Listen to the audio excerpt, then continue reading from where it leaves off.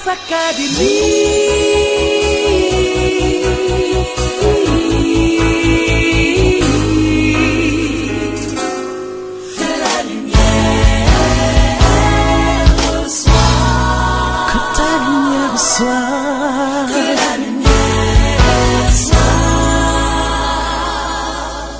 y a une étape où on vit les miracles.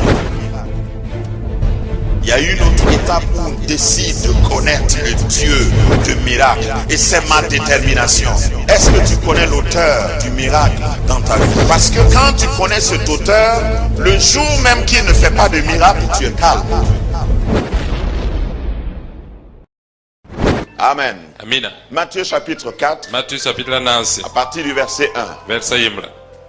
Alors Jésus fut amené par l'Esprit dans le désert pour être tenté par le diable. Si son tala Jésus qui est Macbamba. Ça fait réfléchir. Tarada Wosokwe. Amené par qui? Anantala Nkenge. Asutan. Non, par l'Esprit de Dieu. Wenam Sir Antala Nkenge. Pourquoi? Buyinga. Pour être tenté par le diable. Naïti Sultana Macbamba. Je sais que tu es choqué, mais on va revenir. Verset 2. Après avoir jeûné 40 jours et 40 nuits, il eut faim. Le tentateur s'étant approché lui dit: si tu es fils de Dieu, ordonne que ces pierres deviennent des pains. Jésus répondit: il est écrit, l'homme ne vivra pas de pain seulement, mais de toute parole qui sort de la bouche de Dieu. Verset 5. Le diable le transporta dans la ville sainte, le plaça sur le haut du temple et lui dit: si tu es fils de Dieu, jette-toi en bas, car il est écrit, il donnera des ordres à ses anges à ton sujet, et ils te porteront sur les mains, de peur que ton pied ne heurte contre une pierre. Jésus lui dit: il est aussi écrit, tu ne tenteras point le Seigneur ton Dieu. Le diable le transporta encore sur une montagne très élevée, lui montra tous les royaumes du monde et leur gloire, et lui dit: je te donnerai toutes ces choses si tu te prosternes et tu m'adores. La ferme. Verset 10. Jésus lui dit: retire-toi, Satan, car il est écrit, tu adoreras le Seigneur ton Dieu et tu le serviras lui seul. Alors le diable le laissa. Il y a quelqu'un que le diable va finalement laisser. Le diable le laissa. Et voici des anges vinrent auprès de Jésus et le servaient. J'ai essayé de donner un thème à ce message, à cette réflexion. Le thème que j'ai trouvé, c'est regarde ta situation d'en haut ou depuis le haut. Il y a des situations que tu regardes souvent d'en bas et tu ne peux pas comprendre. Regarde ta situation d'en haut, c'est-à-dire une vue aérienne si tu veux sur ta situation. Comme ça tu peux avoir une bonne analyse. Il y a beaucoup de choses qui nous arrivent dans la vie. Et quelquefois, les conclusions que nous-mêmes nous tirons, les conclusions qu'on nous propose ne sont pas les meilleures, ne sont pas exactes. Et quelquefois il faut s'élever plus haut. Et je rejoins le thème de l'année. Ta vision dépend de la hauteur où tu es pour voir.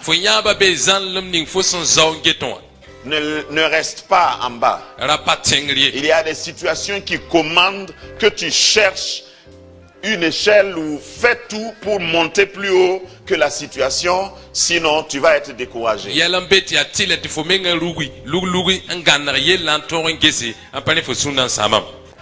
on dit qu'il n'a pas mangé pendant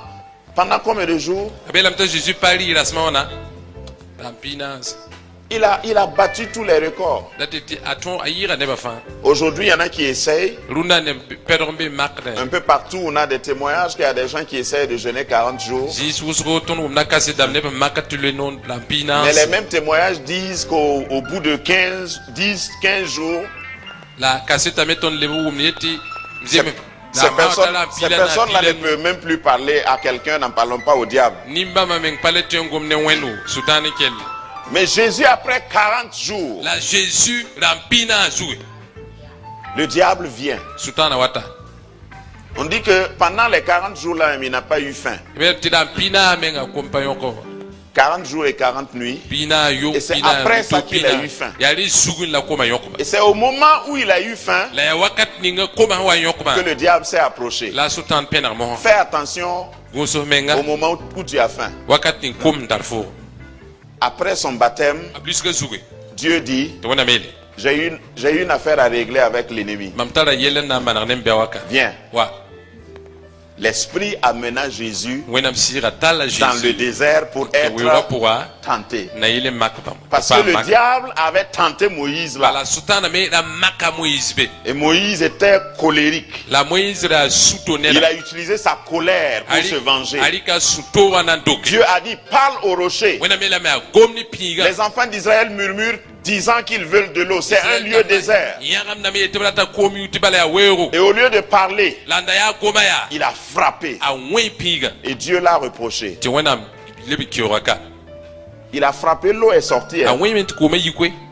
Parce que Dieu honore ses serviteurs. Dis Amen. Quelquefois, vous pouvez voir un homme de Dieu, un serviteur de Dieu. Si c'est Dieu qui l'a choisi, il peut arriver qu'il n'obéisse pas exactement au commandement de Dieu. Mais Dieu lui fait grâce. Mais ça ne veut pas dire que Dieu ne va pas le punir. Donc ce n'est pas à toi de juger. Dieu a exaucé. Il a frappé, l'eau est sortie. Mais quand il est arrivé au moment de montrer, d'entrer dans la terre promise, Dieu l'amène sur le même mont, le mont Hébron. Et il dit, regarde, voilà Canaan, mais tu ne vas pas entrer. Tu sais pourquoi? Parce que tu m'as désobéi. Mais je vais m'occuper de ton enterrement. Je ne me laisse pas unir par le diable. Et c'est ainsi que Moïse a été enseveli par les anges. Dieu n'a pas voulu que le diable se moque de lui. Maintenant, quand Jésus est venu pour accomplir la loi, parce que celui qui a amené la loi là a péché, et Jésus est venu accomplir cette loi, Dieu dit, il faut que tu montes sur Hébron. Je vais prendre ma revanche avec le diable. Et Jésus va là. Et il écrase la tête du serpent. Parce que notre récit nous montre que la victoire était très belle. Ici, l'enfer a reconnu que Jésus a gagné. On dit, transforme les pains. Il dit, Satan, je n'ai rien à te prouver. Je n'ai pas d'ordre à recevoir de toi. C'est pas qu'il ne pouvait pas. Regarde, tu n'as rien à prouver au diable. Dans l'épreuve, l'ennemi va venir souvent te dire, ouais, tu n'as pas dit que tu aimes Dieu. Est-ce que tu es sûr que lui il t'aime même? C'est pas tout de suite là on a entendu, tout le monde a entendu. D'ailleurs c'était un tonnerre. Toi tu penses qu'on parlait de toi. Peut-être c'est de Jean-Baptiste qu'on parlait. Celui-ci est mon bien-aimé. Est-ce qu'on a dit ton nom? Le pasteur a dit que Dieu va bénir son peuple. Est-ce que toi tu penses que c'est des gens comme vous? Il faut rester là. C'est en ce moment qu'il faut lui dire que tu connais. Tu sais en qui j'ai cru. Tu as cru. il faut lui dire, tu connais, tu sais qui tu es. Quand tu sais qui tu es, tu ne reçois pas des ordres de ton ennemi. Tu n'obéis pas à ses ordres. Tu ne pleures pas quand il te dit de pleurer. Tu ne donnes pas ta télécommande à ton ennemi.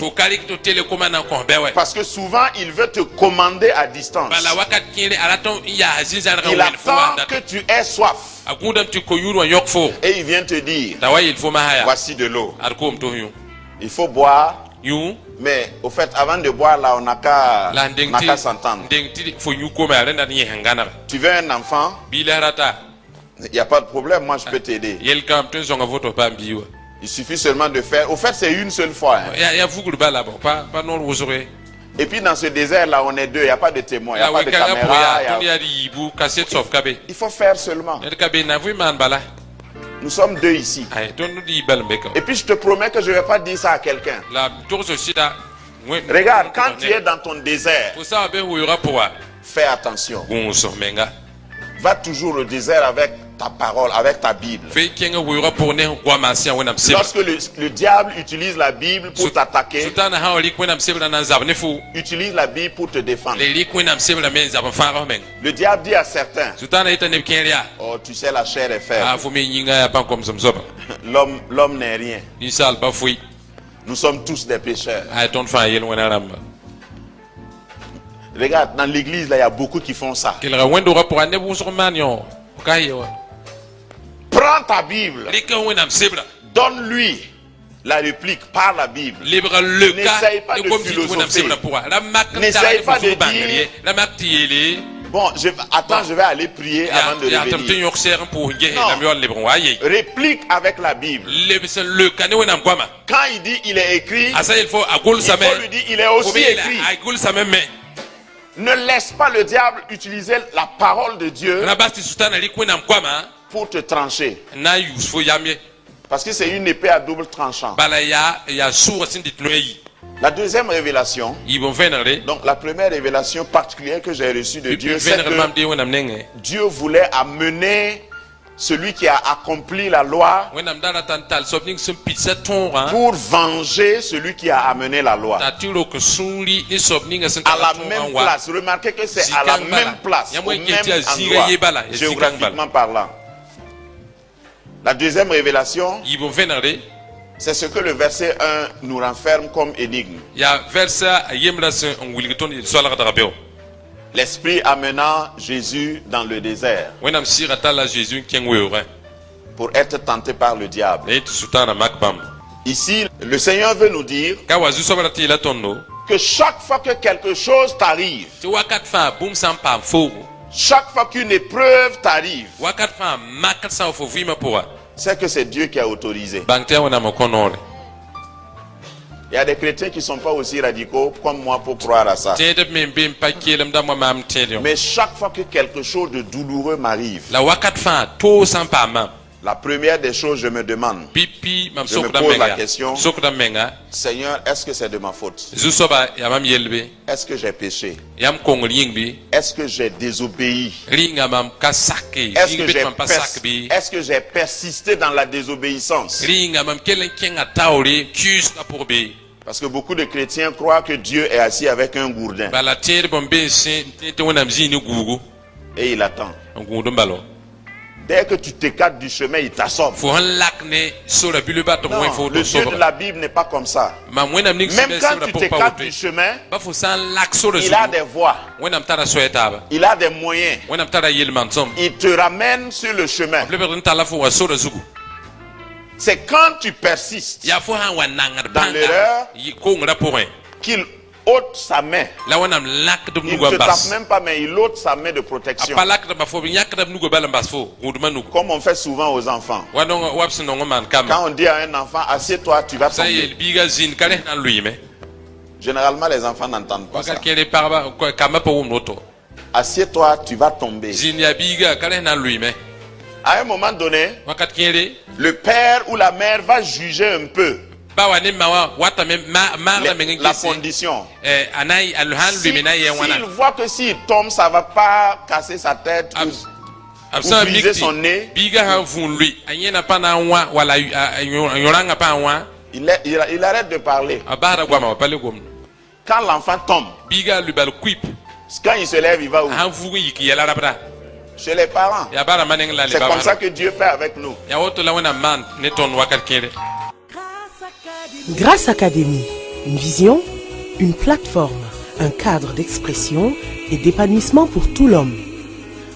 Une ambassade du royaume de Dieu, un peuple d'adorateurs, un centre multiracial, une église sans cloison avec pour seule passion vivre la réalité de l'évangile de Jésus-Christ. Grâce Académie, une voix prophétique et une vision pour sa génération. Situé à Ouagadougou, à 700 mètres de l'ambassade des États-Unis, côté Est. Grâce Académie.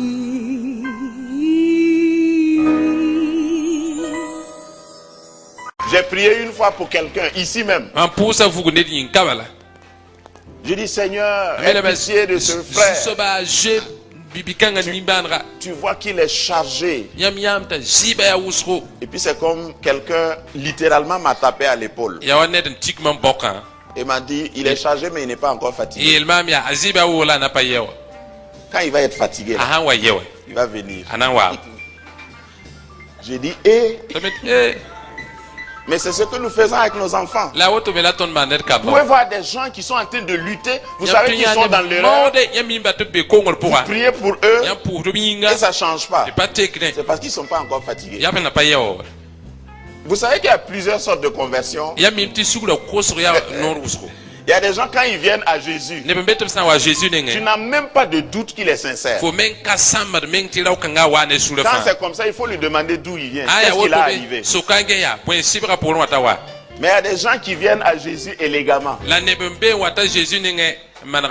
Ouais, vieux père, je suis là. Bon, on m'a dit que tu sauves, il faut me sauver. Mais quand ça te chauffe, quand tu viens, tu n'as même pas de langage. Tu dis, Seigneur, Seigneur, aie pitié de moi. Si tu ne fais pas quelque chose, je suis foutu. Si tu ne dis pas quelque chose, Seigneur, je ne me lèverai pas d'ici. Les psychologues disent que tous les enfants, avant de craindre le feu, il faut qu'ils se brûlent. Parce que quand vous allumez une bougie devant un enfant, ça l'attire. S'il n'a pas encore été brûlé par le feu, mais il faut le laisser toucher un peu. Après ça, même en ton absence, il ne va plus toucher. Dieu a des manières pour nous ramener. Donc quand quelque chose de mal m'arrive, ma première question, Seigneur, est-ce que j'étais dans l'erreur et j'ai persisté dans l'erreur? Et une fois que je sais que je n'ai pas fauté, je sais avec certitude que c'est l'esprit qui m'a conduit dans ce désert pour être tenté, parce que Dieu a un programme. Dieu a quelque chose à régler avec l'ennemi et il m'utilise. Donc pour moi c'est une promotion. Parmi les hommes, Dieu a jugé que j'étais digne. Si j'ai commencé ma traversée de désert, il va m'accompagner, il va mettre fin à la traversée. Et le diable me quittera. À la fin, le diable va te quitter. Et les anges vont te servir. Oh, ces moments sont merveilleux. Jeûner pendant 40 jours et 40 nuits. Et puis à la fin de ton jeûne, c'est des anges qui viennent te servir. Je ne sais pas quel jus Jésus a bu. Ma Bible en tout cas dit que c'est les anges qui sont venus le servir. C'est lui donner à manger. Hein. C'est ceux qui finissent leur traversée de désert qui sont servis par les anges. N'aie pas peur du désert. Le désert ne te tuera pas. Si tu es dans un désert, ça ne veut pas dire que tu es perdu. Tu as été conduit. Il y a des gens qui sont dans des déserts et ils sont perdus.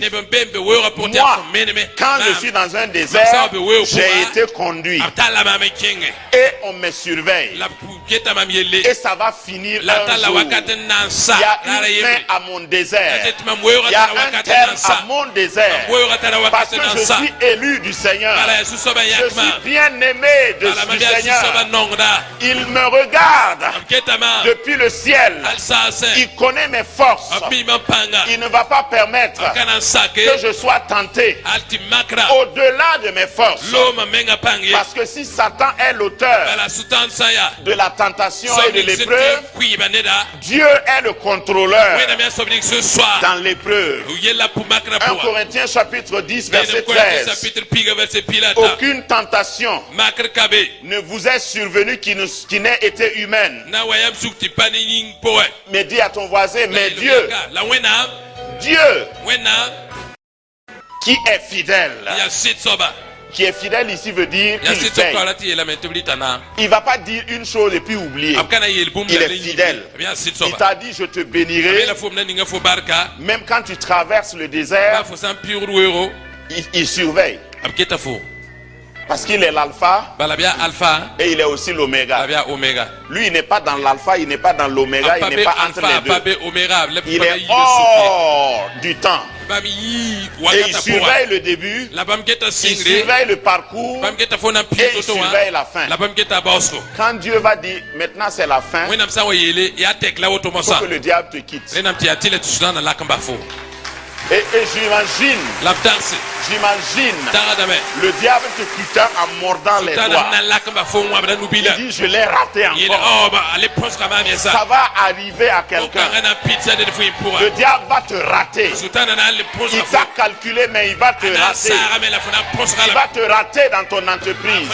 Cette année 2014 ne finira pas sans que tu ne vives le service des anges. Les anges viendront te servir.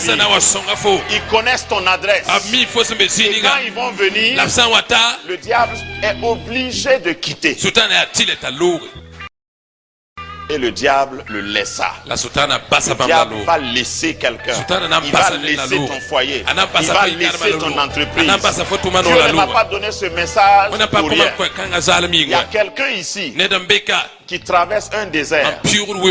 Dieu me dit de te dire, parce qu'il savait que tu allais venir ce matin. Il me dit de te dire, ton désert a une frontière. Et tu es presque à la frontière. Et après la frontière, tu vas entrer dans ton Canaan. Tu vas entrer dans ta gloire. Tu vas entrer dans ton Canaan. Tu vas être servi par les anges. Laisse les gens parler. Il y a des gens qui te rencontrent dans ton désert et qui pensent que tu es déboussolé, tu es perdu. Laisse-les parler. Dieu veille. Si le diable active ton four, Dieu a toujours son doigt sur le thermostat et il régule. Quand ça devient chaud, il augmente la fraîcheur. Tu vas vivre la climatisation dans un four parce que Dieu n'est pas limité. Le désert n'est pas une épreuve qui va te détruire. Le désert est un lieu où tu vas être servi. Parce que c'est dans le désert que Jésus a mangé. C'est au même lieu où il a été éprouvé que les anges l'ont servi. Dans un désert, il n'y a pas de nourriture. Mais quand Dieu t'a conduit dans un désert, c'est justement parce qu'il a préparé de la nourriture dans ton désert. Oh, j'annonce même la date de péremption de ta traversée de désert. J'annonce par l'ordre de Dieu que ton désert prend fin à partir de ce message. Je ne suis pas en train de dire que ça va venir. Dieu m'ordonne de dire ton désert prend fin. Désert financier prend fin. Désert matrimonial prend fin. désert de maladie, prends fin au nom de Jésus. Tu ne dois pas vivre ça continuellement. Le diable sait que son temps est chronométré. Ne laisse pas le diable t'intimider par un désert. Il n'y a aucun désert qui n'a pas de frontières. Et Dieu est suffisamment grand, suffisamment amour pour t'accompagner pendant une sécheresse de 40 jours et 40 nuits. Regarde, peut-être que tu ne crois pas que tu as la force, mais dans ce passage de 1 Corinthiens 10, il dit que Dieu, avant d'amener l'épreuve, a jugé ta force. Et il a vu, non, lui là, il peut traverser. Satan, je t'autorise. Va.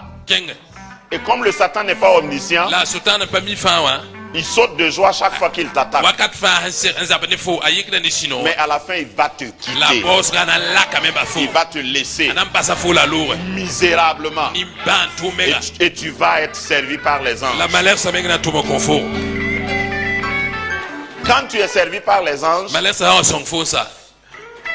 il y a une force exceptionnelle qui te remplit. Tous les chrétiens qui ont enduré des épreuves, quand vous les voyez, sont fermes, sont stables, sont inébranlables, ils sont imboulonnables. Les gens sont en train de tomber, ils restent debout. Les gens pleurent, ils rient. Tu te demandes d'où leur vient la force. Ils ont traversé l'épreuve, ils ont traversé leur désert, ils ont mangé avec des anges dans le désert. Regarde, il y a quelqu'un ici qui a un rendez-vous au désert avec des anges. Tu sais, si les anges te servent au milieu du temple, les gens vont te perturber. Les paparazzis vont venir faire des photos et ça va te donner des indigestions. Donc, il y a certains d'entre nous que Dieu isole pour un entretien particulier, pour un soin particulier. Mais là, ne te moque pas de mon désert. Michel a dit, mon ennemi, ne te réjouis pas. Parce que si je suis tombé, je vais me relever. Regarde, quand quelqu'un est couché par terre, tout ce qui lui reste à faire, c'est de se relever. Si tu es assis, on peut dire tu vas soit te lever ou bien te coucher. Mais si tu es couché, la seule option qui te reste, c'est debout. Tu vas te lever. Tu vas te lever. Le diable ne pourra pas te clouer. Il ne pourra pas te garder sur le sol. Le désert ne te tuera pas. Le désert ne va pas te confondre. Le désert est là pour te graduer. Regarde, quand tu vas quitter le désert, on va voir tes galons. Quelqu'un ne peut pas te donner ce que tu vas avoir dans le désert. Et quand tu entres dans le désert conduit par l'esprit, laisse-toi conduire. Parce qu'il assure ton succès. Il assure ta victoire. Lève-toi avec moi, nous allons rendre grâce à ce Dieu puissant, à ce Dieu merveilleux.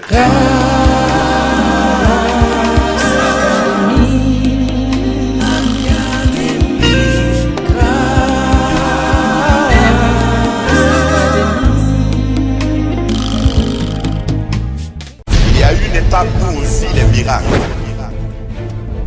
Il y a une autre étape où on décide de connaître le Dieu de miracle. Et c'est ma détermination. Est-ce que tu connais l'auteur du miracle dans ta vie? Parce que quand tu connais cet auteur, le jour même qu'il ne fait pas de miracle, tu es calme.